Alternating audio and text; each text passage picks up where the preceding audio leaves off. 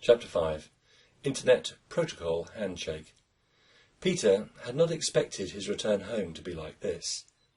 He felt like he was sneaking in. And what he might find scared him. Would it still be the town that he had left? It could be completely different. He turned back to face Melissa. He had so many questions that he struggled to complete each one. Who is that? What is happening in the town now? How's Zeta? He stuttered, greedy for more information. Melissa gave him another blank smile. I couldn't tell you even if I knew. We're not meant to have any contact with the town. But you must know something. Peter couldn't keep a tone of pleading out of his voice. That smile again. I'm sorry, said Melissa. The town is on the other side of the fence, and I do everything in my power to keep it safe. And that's all. It's my job to protect the town. The Colonel hopes that you will help. But how? Said Peter. I used to look after the museum. How can I help? She looked at him more intently this time. I don't know, then added, but I'm sure the Colonel has every faith in you. Peter asked a few more questions, but it was clear that either Melissa wouldn't tell him, or she didn't know the answer. He sank into a sullen silence, and thought about what may have happened there over the 4 years since he had been away. But mostly he thought about Zeta, and wondered whether she had missed him as much as he had missed her. Well, do you know how I'm getting in? He asked, not very concerned. She informed him that Fintel would meet them at the entrance and instruct him from there. Peter was sure that she knew something, but wasn't telling him more than that. His years of exploration, when he'd studied maps of the area, had given him a good idea about the surrounding roads, so he was surprised to see them turn away from the direct route to the town, with several miles still to go, and drive through the gates of a quarry. He had vague memories of it from a year before, but he just slipped under a fence to check that it really was a quarry, and then moved on. This time they drove quietly by a guardhouse who waved the car through, into an industrial complex of factories and warehouses. They passed another guardhouse, then entered the lunar-like pit face, unnatural, as if the land had been injured. The sheer scale of the place gave Peter a jolt of excitement. The road ahead spiralled down into the gloom far below. Is this where the entrance is? Said Peter, as he peered down into the depths, already in shade in the early afternoon sun. Maybe. Melissa looked out of the window. Is there a tunnel that takes us to the town from here? Said Peter. He stared at her. She definitely looked uncomfortable. Something like that, she said quietly. As the car sank down, Peter could feel the adrenaline take effect. This was not too unfamiliar to him. On those days that he didn't search for the town, he spent his free time surfing. On the days when the weather sent most people indoors, Peter and his friends would venture out to catch the storm waves. He felt the same as he did before each of those trips. But those risks he could calculate. This was the unknown, and that concerned him. Just before the bottom, Peter saw a tunnel in the sidewall. He could see that it would be hard to spot from above. They drove in. The car headlights illuminated a concrete passageway, which curved back into the hill. After several moments, it opened out into a busy underground warehouse. Hundreds of trucks and people moved around in a highly organised operation. But on they drove. Eventually they came to stop in a large car park. By a far wall stood the waiting figure of Fintel. Peter stepped out of the car and walked up to him. Fintel beamed and held out his hand. My dear old chap, I'm so glad you came, said Fintel, as he shook Peter's hand. Come this way, and we'll get you kitted out. Fintel beckoned to Peter to follow. Peter noticed that Melissa hadn't followed them. He looked back to see the car make a wide turn and drive off back the way it had come. The car park echoed with a strange noise. It reminded Peter of being indoors while a storm raged outside. Also the walls reverberated with the work of the warehouse. The drivers shouted, whistled. The vehicles beeped warnings. The whole place had a sense of chaotic activity. Peter followed Fintel into an empty, long, low shed and was glad to find it warmer and quieter. At the end was a row of what looked like flying suits. Peter walked up to the suits and asked Fintel, Are you parachuting me in? Fintel smiled. In a manner of speaking, he said, and sat down heavily on a plastic chair. You'll be riding the pipe. You'll be playing the part of a packet of data, just a bit more fleshy than the usual packets. Suit up, find what that fits you best. He turned to stare at a laptop and tapped a few keys on the keyboard. Hurry up, your window's in 15 minutes. Peter looked at the suits. Do I wear this over my clothes or instead of them? Fintel turned to look at him.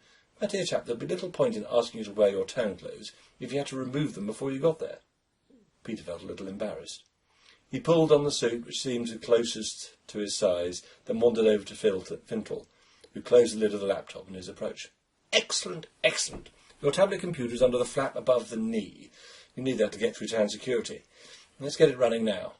Peter lifted a flap and saw a small screen. Fintel pressed the button, and the screen lit up. Peter watched as a page loaded up, filled with buttons and fields. "Right," said Fintel. He tapped the screen. "When you're in the town, you can communicate with me using this. It'll only work in one building, the one you will arrive in today. Only use it at night. You'll draw less attention. I'll await your communication at 10 p.m. every night. OK?" Peter nodded and said, "Which building?" "Oh, it's a disused warehouse, not far from the town square." "When will I see Zeta?" asked Peter. "Who?" "My wife," said Peter, suddenly worried. "Oh, of course, of course. Soon. Sure. Why don't you send her a text?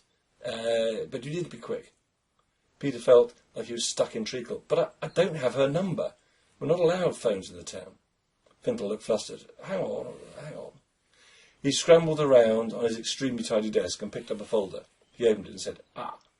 Then he pulled out his own mobile phone, punched the numbers and handed it to Peter. What should he write? "I do need to rush you, old boy. Come on, you'll have plenty of time to write her a sonnet when you get back in." Peter quickly typed, "Z, it's Peter. I'm coming back to the town this afternoon. Where should we meet? I miss you, XXX. He pressed send. Somehow the enormity of what had just happened to him hit him. "And now I need your mobile phone," said Fintel. "What? No way!" Peter was appalled. A phone was one of the few benefits of life and off. Fintel looked stern. "I'm afraid I really must insist. You are too exposed with the phone. You might as well walk around with a large sign above your head that says, 'Hey everyone, look at me.'" "Oh, be careful," said Peter. "It's not a question of care, dear boy. Every time you use it, they'll be able to pinpoint your position to within 5 metres. He held out his hand and looked straight at Peter. Very reluctantly, he handed over the phone. Fintel gave him a commiserating smile. "Shall we go?" Peter felt his stomach lurch as he followed him out. "When you say riding the pipe, what do you mean exactly?" asked Peter, as they walked round the corner and through some arches. But before Fintel could answer, Peter saw exactly what the pipe was. An enormous black hole opened up in the giant wall. It was edged with warning signs that told people to keep away. The danger of death sign particularly worried him. It was clear that this was where the roaring noise came from. Air rushed past them, blow-dried his hair, and flapped his clothes. He stopped and stared at it. "This is how you aim to get me into the town, through an air duct," shouted Peter above the roar. "It's not an air duct," came the answer. As he spoke, Peter saw a large metal cage on a gantry extend towards the mouth of the pipe, laden with brown parcels. As they approached the centre of the pipe, he could see them jump and whirl within the cage. Suddenly 2 gates opened and hundreds of parcels were sucked up into the pipe, which, Peter saw, was angled upwards, like a huge chimney.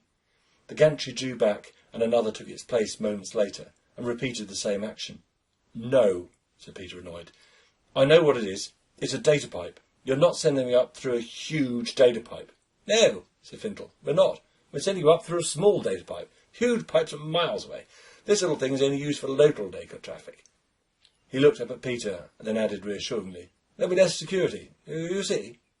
"Oh, good. So my lifeless body has less chance of being arrested. Very comforting." "Oh, no, old man won't kill you. Should be one hell of a ride. Only jealous I'm not going with you." Fintel walked towards the side of the pipe, where Peter could see another gantry mechanism. "How many people have got into town this way?" he shouted, unable to tear his eyes away from the tunnel. "Well, none, actually." Peter looked alarmed. Fintel quickly added, "When some worker gets sucked up, we have to reduce the airflow and bring them back down again. Creates a hell of a mess." "From the body parts?" asked Peter, as he screwed up his nose. No. From the data packets. The data controllers are all right, all sorts of safety procedures. They're a bit shaken, but they float back down through the pipe. And then we have to sort out the data collisions, backed up data, that sort of thing. Actually, none have actually died." They arrived at the gantry and Fintel helped Peter in. Straps were attached to him by a heavy-looking man who seemed particularly serious and uncommunicative. It was then that Peter realised he would be entering the tunnel backwards. "Now, old boy, when we give you the signal, hit the red button." He pointed at a large metal button in the middle of Peter's chest. from which 5 thick webbed straps flowed out and comfortably wrapped around Peter's body. This will release the restraining harness. Don't do it too early or you may hit the sidewall. Keep your chin down with your arms crossed in front of you and your legs crossed at the ankle. Best of luck. Have a great ride. Findle turned to go and then suddenly turned back. Peter hoped that it had all been a joke and they were going to release him. Oh, I nearly forgot. He placed a helmet on Peter's head, adjusted the strap and pulled down the visor. Press the button on the side of the helmet to communicate when you get near the town. He gave Peter a pat on the shoulder and a thumbs up sign. Findle stepped back and the gantry immediately began to move.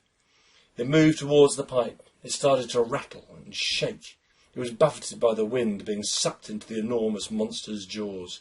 Peter turned to shout at Findle's receding figure, "I can't do this!" But he knew his voice was lost in the updraft. Peter found it hard to keep his head down as the pressure from the wind increased and pushed him painfully against the straps, which cut into his back. The wind meant that his words didn't seem to form. He tried to find the button on the side of his helmet, but felt the wind try to rip his arm off. He brought it back quickly in front of his body. He could no longer move his head to see Findle. He had no idea when he'd be in place. He tried to move his whole body to see where he was in relation to the pipe, but he could only shift a few degrees. Then the gantry came to a jolting stop. But Peter couldn't do it, couldn't break himself to press the button. He felt in horror that this is how he would die, being pummeled to death by the wind. When he felt release, like a movie played backwards, he felt himself fly into the air, his arms and legs dropping downwards, while a giant hand pushed against his chest and raised him higher and higher into the pipe. The entrance receded away at great speed. After a short while, the acceleration reduced, but not the sound. He presumed he had reached terminal velocity. The buffeting was still as bad, as the air had moved faster than he did. It felt more like being out on a really windy day or being in front of an enormous air hose. There were lights in the tunnel, and while it wasn't bright, he could at least see. Then he hit the first packets. He noticed that the pipe had started to angle away from the near vertical, and now the tiny mouth of the pipe moved away as he rounded a long, gradual bend. He felt a data packet smack against his arm. It spun him around. It took time to steady himself, by which point the packets had turned from a trickle into a river. A huge flood of brown data packets flowed like mud in a landslide. The air moved at an immense rate. Some packets spun wildly, collided off each other and smashed into him. He was aerodynamic and could maintain his position, but the packets whirled and twisted in the vortex. But they were designed to move through the pipes while he was not. He began to sink below the surface until his head disappeared under a tide of data packets.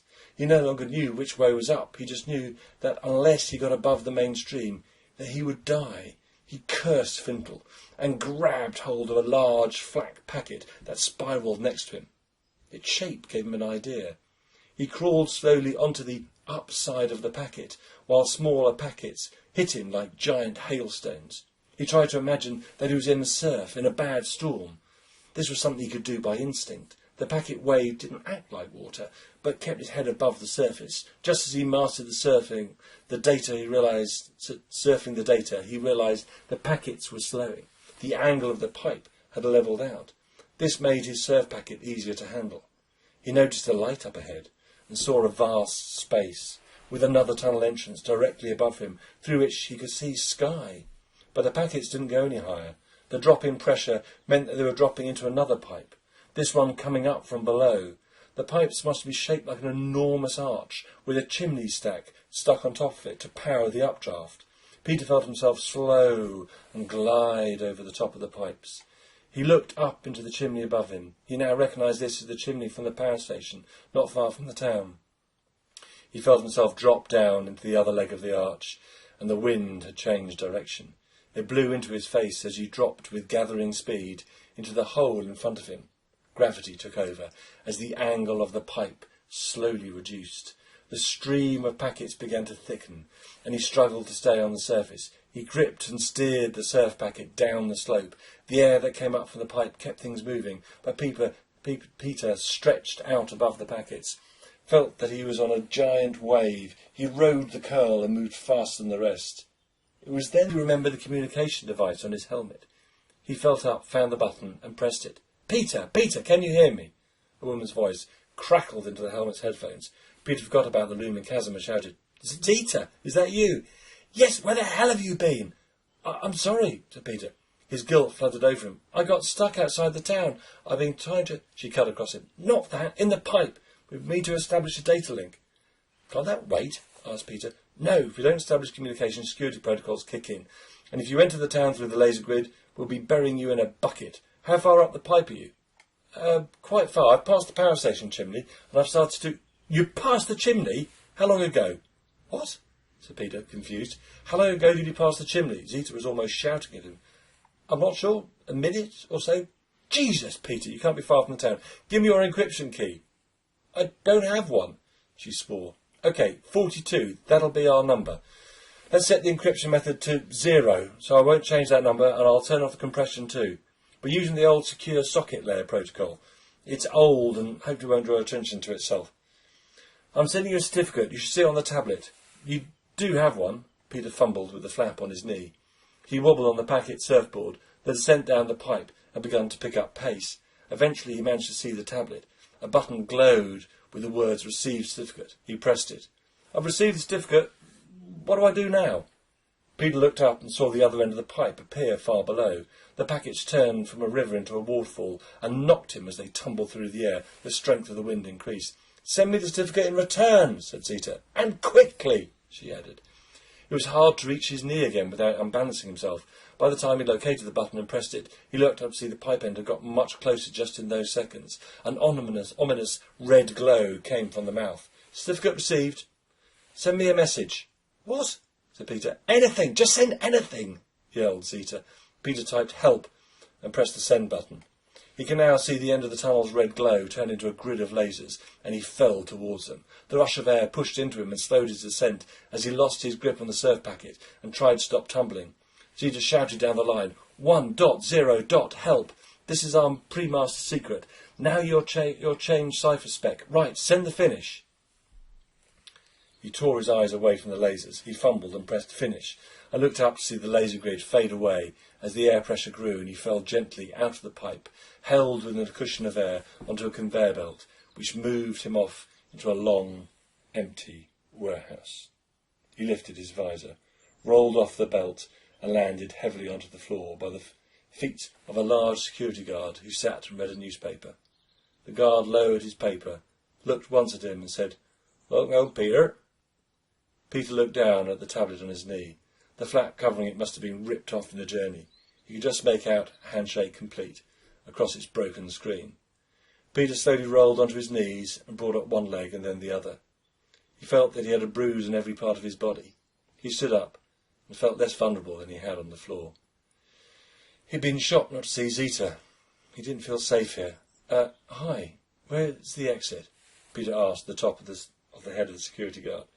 The guard didn't look up, but he pointed towards the door on the far wall and said, "That way, it isn't locked." Peter slowly started walking towards the door. Then the guard said, "Hang on, I've got a message." He removed a piece of paper from his shirt pocket, unfolded it, and read, "I'll meet you in the hex dump at 6. Be careful, people are looking for you. Z." Or Z, maybe. He handed Peter the note and went back to his paper. "Right. Thanks," said Peter. He walked towards the door. As he reached the handle, he looked back at the guard who didn't look up, but remained engrossed in his paper.